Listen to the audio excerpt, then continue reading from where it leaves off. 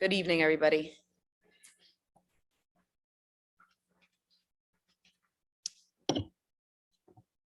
We recording?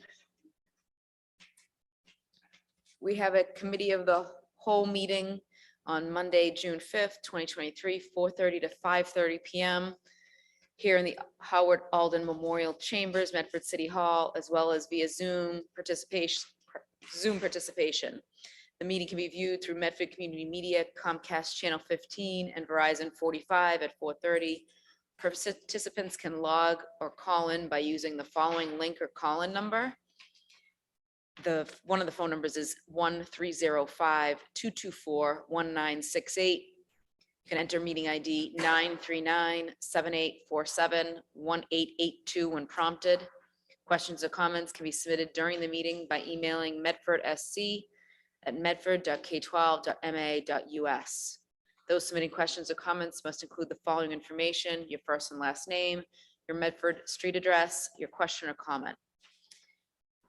Memorandum, as approved by the committee of February 1st, 2023, the evaluation subcommittee will meet to review and develop the process for the 2023-2022 superintendent evaluation. And on this agenda is approved by the evaluation subcommittee on Thursday, February 16th, 2023. The committee of the whole will meet to review and discuss composite evaluations. One start. Who wants to start us off? Member Graham, Member Hayes, attendance from Member Rousseau first, while you decide amongst the two. Member Graham. Here, No. Member Hayes. Here. Member Kratz. Here. Member McLaughlin.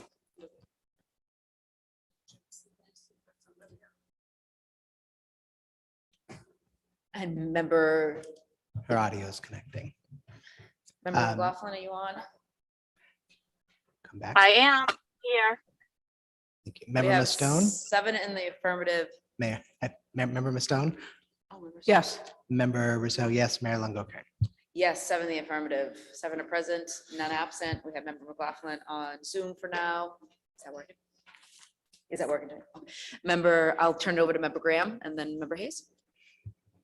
Thank you. We met over the course of several meetings and most recently on Thursday night to compile the superintendent's composite evaluation. So as a reminder to anyone who might be listening, we as the school committee are collectively in charge of the superintendent's evaluation. And that means we must coalesce by a majority vote on a single evaluation. So the way that we do that here in Medford, and I think in general, is that all members of the committee spend some time thinking about the same exact evaluation.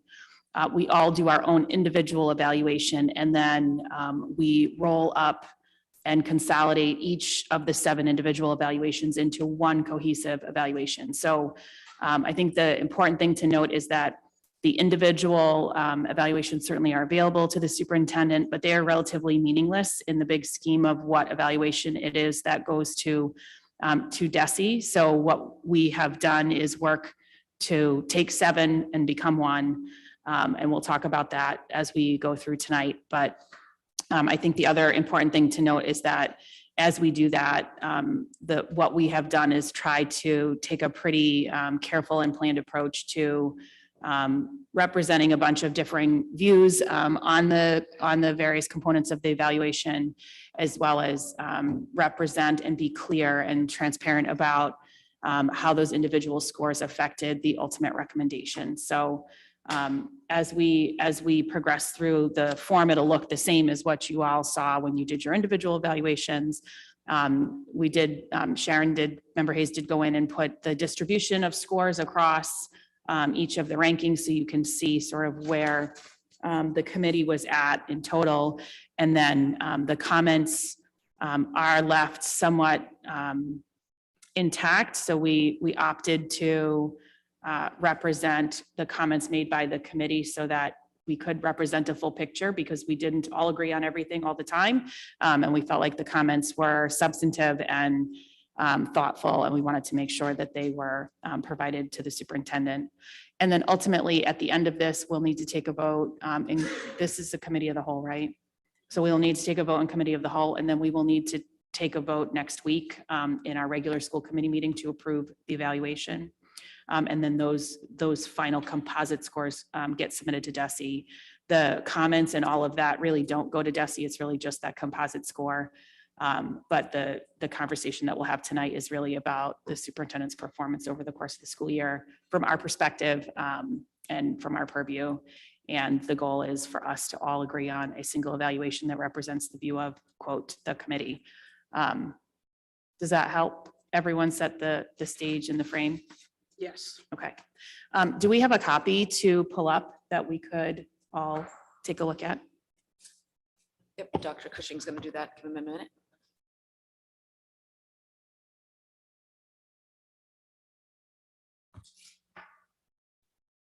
Okay. What you can see here is DESE's suggested template, and we each filled out one that looks exactly like this. But what we have done here is make a consolidated one that will represent ultimately the review of the committee.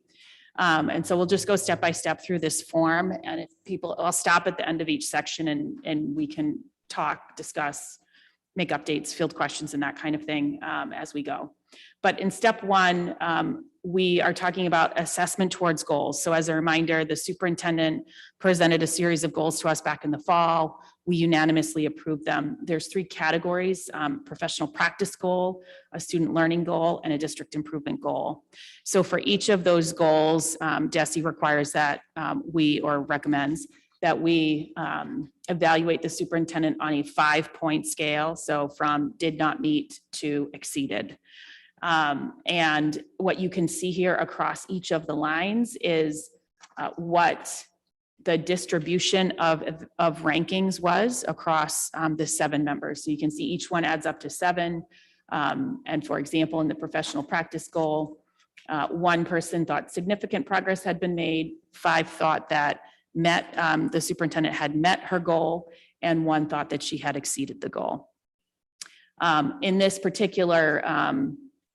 particular category, step 1, which is the particular goals that we approved unanimously, it's the recommendation of the evaluation subcommittee that MET be submitted for each of these 3 goals. And what you can see is that the majority of folks did suggest that MET was the right qualifier for them. And then I think in places where there was some variability, we still recommend that MET be the school committee ranking for these 3 goals based on the distribution of the ones that were not strictly met. Are there any questions about the items in step 1? Member Rousseau? I just, for anybody watching, I just think it's important to highlight that there's goals and then standards, and that they're different things, and DESE has been changing that over the years. And so, for instance, there are 5 categories of performance on the top section, and then there's only 4 in the bottom. So maybe someday they'll bring it all together so that it's not weird like that. But I just think that's an important distinction, is that they're different things. So. Thank you. Any other questions or comments about or objections on the first component, step 1? Okay. If you can scroll down a little bit, Dr. Cushing, that's perfect. So step 2, we'll talk about this at the composite level, and then we'll get into a little bit of detail particularly as we look at the comments. But essentially, this is the level of information that gets provided to DESE about the superintendent's evaluation. So as Member Rousseau was saying, there are goals and there are standards. They are different. Goals are something that are established uniquely here in Medford. Standards are a series of attributes that DESE has established are important for superintendents to have and to exhibit as they complete their role on a year-to-year basis. So those standards fall into 4 categories. So standard number 1 is instructional leadership. Standard number 2 is management and operations. Standard number 3 is family and community engagement. And then standard 4 is professional culture. So the scale changes here a little bit. So we had a 5-point scale in step 1. And as Member Rousseau said, maybe someday we'll have the same kind of scale in both places. But in this section, and then really for the rest of the review, we will see a 4-point scale: unsatisfactory, needs improvement, proficient, and exemplary.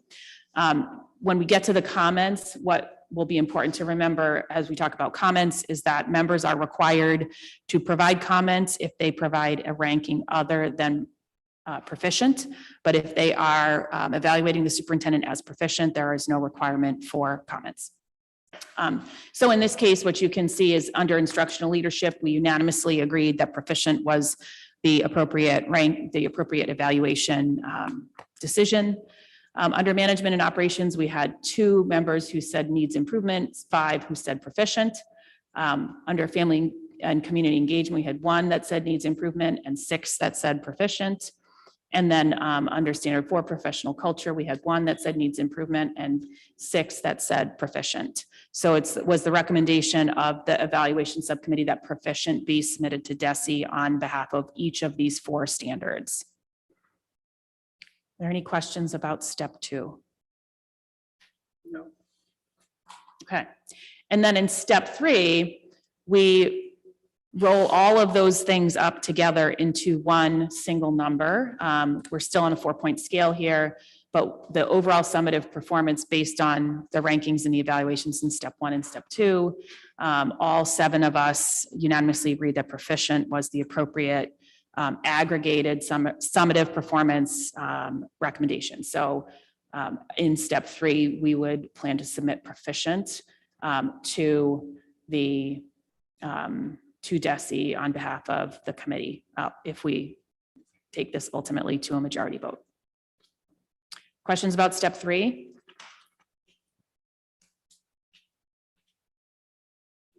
Okay. In step 4, there's some comments that pertain to the overall evaluation. And so these comments, as you can see, came from various members. And the committee had some conversation around, should we be trying to compress these into one narrative? Was it important for them to sort of stand alone? And we, as a group, unanimously agreed that it was important for them to stand alone. They do represent slightly, different points of view and different takes on the same thing. And I think that's the thing about any evaluation, is that as objective as you try to be, there's still a very subjective part to somebody's performance evaluation. And I think all of these comments, in the big scheme of things, are intended to both compliment the superintendent on the things that she did well, and also point out the places where we would like to see continued growth on the part of the superintendent as it relates to certain things. So I think I'll give you all a minute to read through this, provided you can all see the screen. Can everyone see the screen? Okay. So if everyone just wants to take a minute and read through, I think that probably is a good way to move through what are some meaty comments here.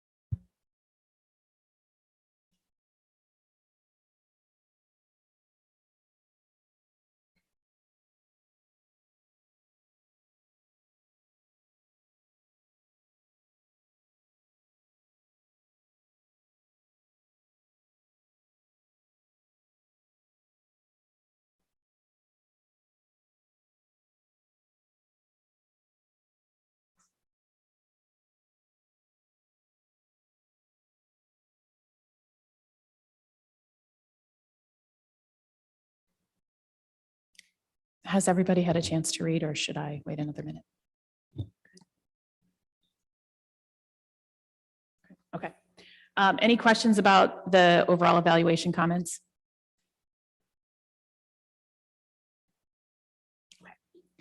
Okay. So if you scroll down, what happens next in this form is, and I think as you fill it out for practical matters, you actually fill it out sort of in the reverse. Actually, we've covered all of this section, so this is just a summary of exactly what we talked about, the 3 district goals at the top here that you saw up above. And it just provides a little bit more information about what those goals were, which is really a very short summary of an otherwise pretty in-depth set of information about what those goals were. So the student learning goal was early literacy. The professional practice goal was leading now sessions with MASS on race, equity, diversity, and inclusion. They're called Ready Sessions. District improvement goal number 1 was maintaining a learning environment built upon the pillars of safety, equity, and consistency. District goal number 2 is creating a culture that values consistent communication. And district improvement goal number 3 was creating structures that promote healthy transportation to school. And so you can see here, again, the distribution all sort of coalesces around MET. So sorry, we're back to 5 categories here, just to make things very clear. So we're back to 5 categories from did not meet to exceed, but the committee did coalesce again around that MET score for these goals. Can I make one comment about Sure. this section that I noticed earlier? Under district improvement goal number 2, there are only 6 ratings listed. I think an early version, one person had not sent me their rating for that. So I will correct that in the final draft. This is just the first draft. It should be 3 significant progress and 1 met and 4 met. 3 significant progress, 4 met under district improvement goal number 2. Thank you. Dr. Cushing, can you scroll down? Okay, so this next section is where we go back to our standards, and in each standard, we have a series of options that are presented to us, and they would, I think, represent what we would consider to be the whole job under this particular standard. But what DESE encourages school committees to do is to pick 1 or 2 focused indicators and base the entire evaluation of this component around those 1 or 2 or maybe possibly 3 focused indicators. So our focused indicators are highlighted in yellow. They are the only things that this committee did evaluate the superintendent based on. So her composite score for instructional leadership is based on 2 things. It's 1B, which is ensures that practices in all settings reflect high expectations regarding content and quality of effort and work, engage all students, and are personalized to accommodate diverse learning styles, needs, interests, and levels of readiness. And then IE is data-informed decision-making, uses multiple sources of evidence, including student learning, related to student learning, including state, district, and school assessment results and growth data to inform school and district goals and improve organizational performance, educator effectiveness, and student learning. So those were the 2 goals that we met and unanimously agreed were the things that most closely aligned to the goals that we had set out for the year. And you can see the scores there, pretty unanimously proficient is the ranking and evaluation there. There are some comments here that are specific to instructional leadership. So there are 3 comments here, or actually, I'm sorry, 2 comments here. So I'll give you all a minute to read those.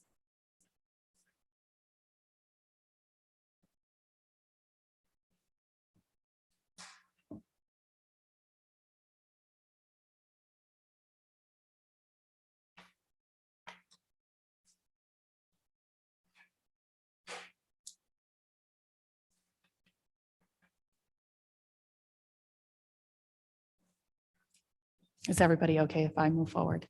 Yes. Okay. If you scroll down, standard number 2 is management and operations. We selected 1 focus indicator here. It was environment, which is develops and executes effective plans, procedures, routines, and operational systems to address the full range of safety, health, emotional, and social needs. And the committee ultimately rated this entire section, 5 people saying met, 2 people saying needs improvement. And then if you can scroll down a little bit more, Dr. Cushing, there's a series of comments there that I will pause for you all to read. Mayor, Member Rousseau? could we scroll up actually?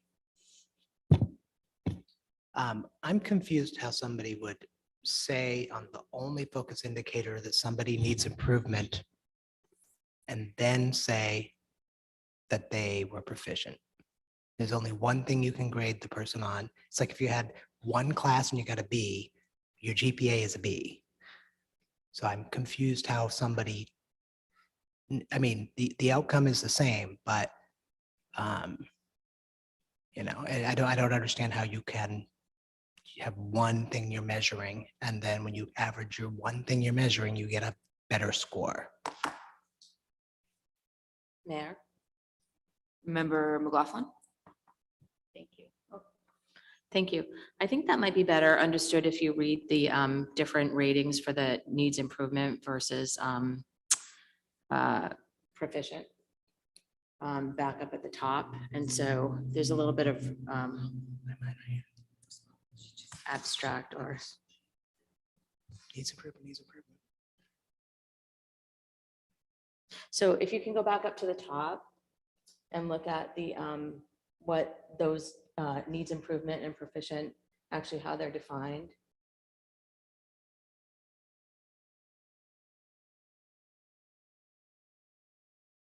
Yes, right there.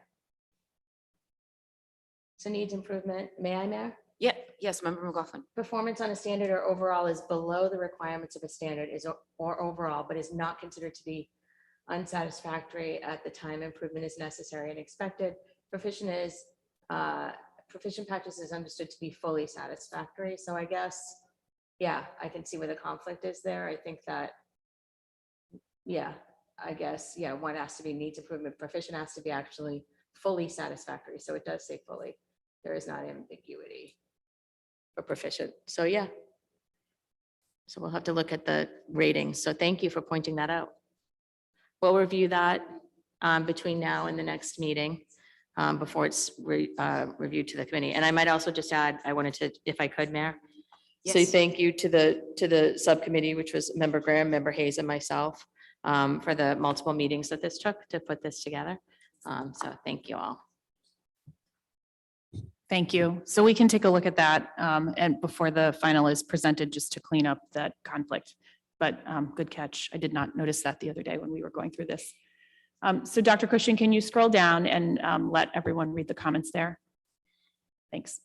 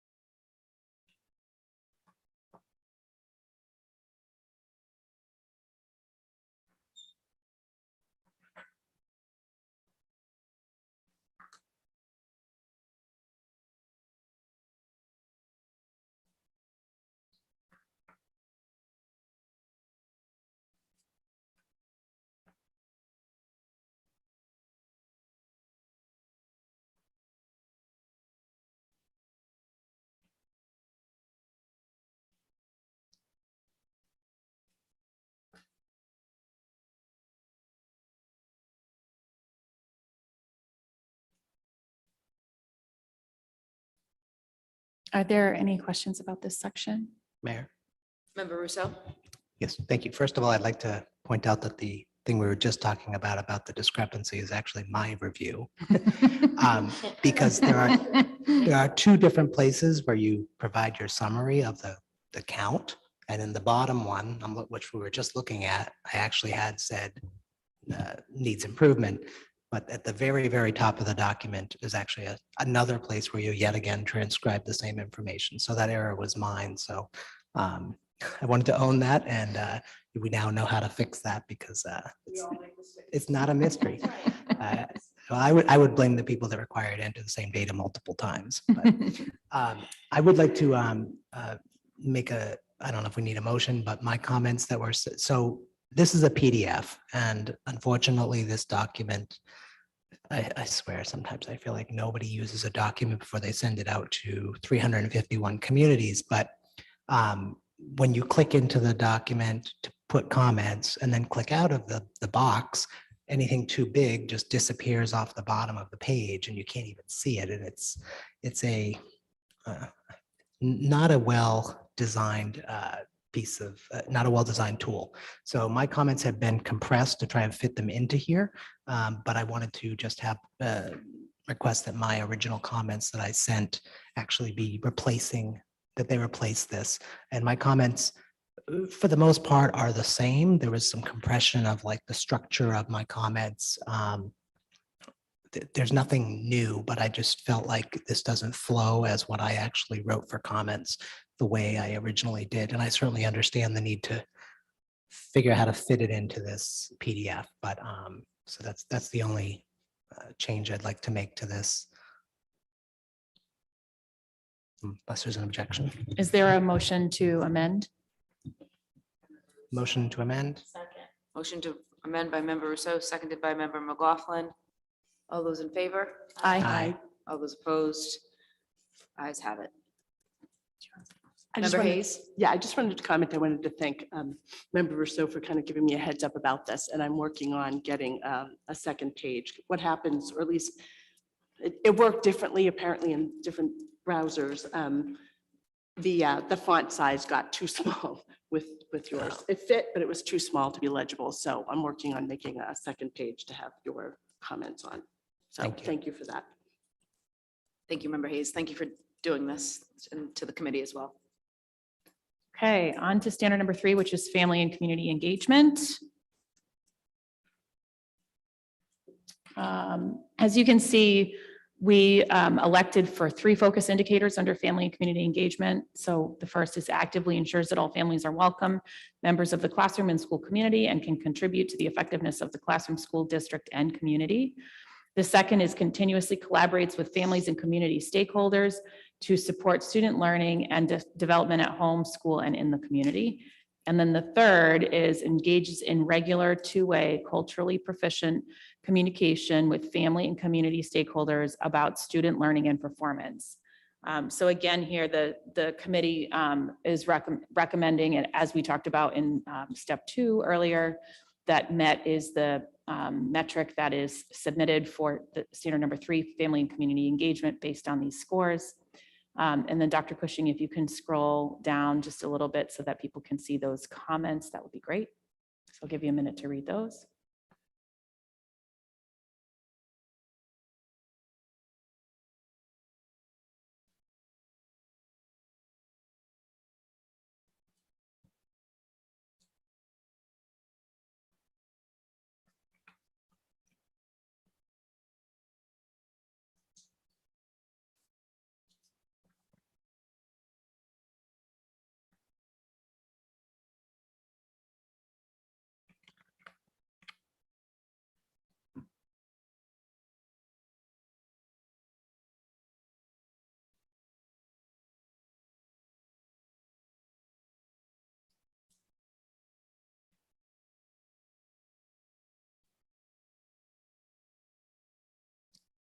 Does anybody have any questions or need more time?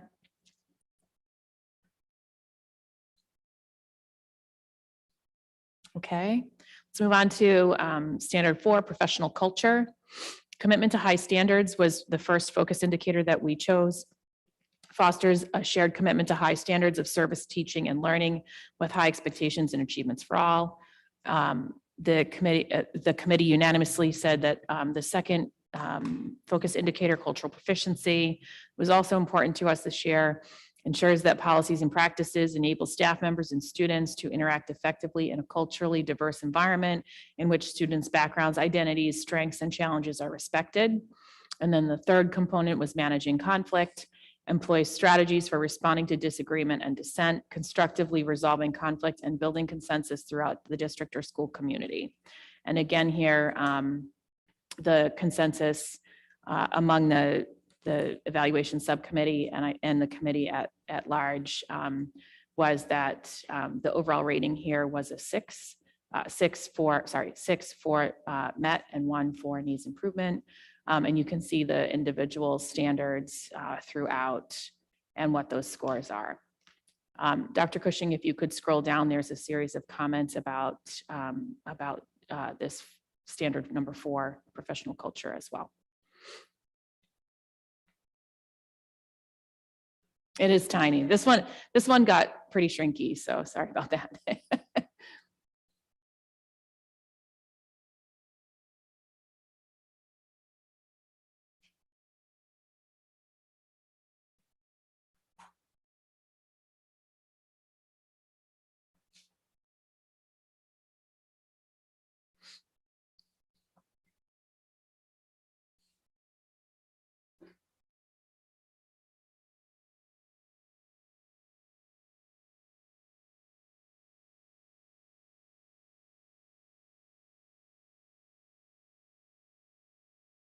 Are there any questions about the comments here?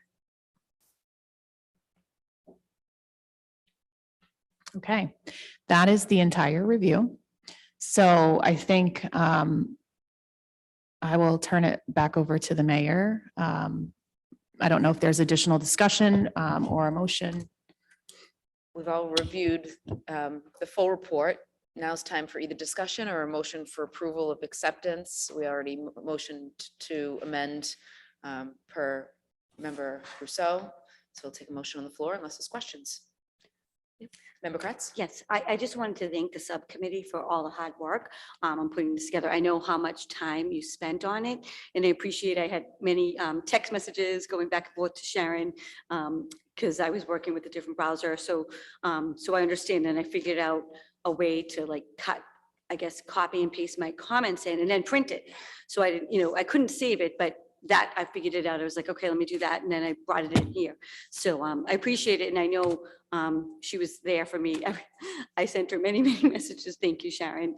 And thank you all for all your hard work. I know how many meetings you had and appreciate it. I think this time around it was much smoother, and I think it went very well. And we all got to participate, and it was, the instructions you did were excellent and easy to follow. Thank you all. Thank you. Thank you. Yeah, I want to reiterate, Member Kretz, I think you had 6 or 7 meetings just to get to the place we're at today, and tonight proves that it was well worth it. So thanks for all your efforts. Is there a motion on? Thank you. I just wanted to motion to approve. Motion to approve by Member McLaughlin, seconded by Member Hayes. All those in favor? Aye. All those opposed? Motion passes. I know that we all received an envelope, so we need a few minutes to read before our next meeting. So if there's a motion to adjourn to allow us to recess. Motion to Second. adjourn by Member McLaughlin, seconded by Member Mastone. All those in favor? Aye. All those opposed? We have about 20 minutes to do some review and before our next meeting. Thank you.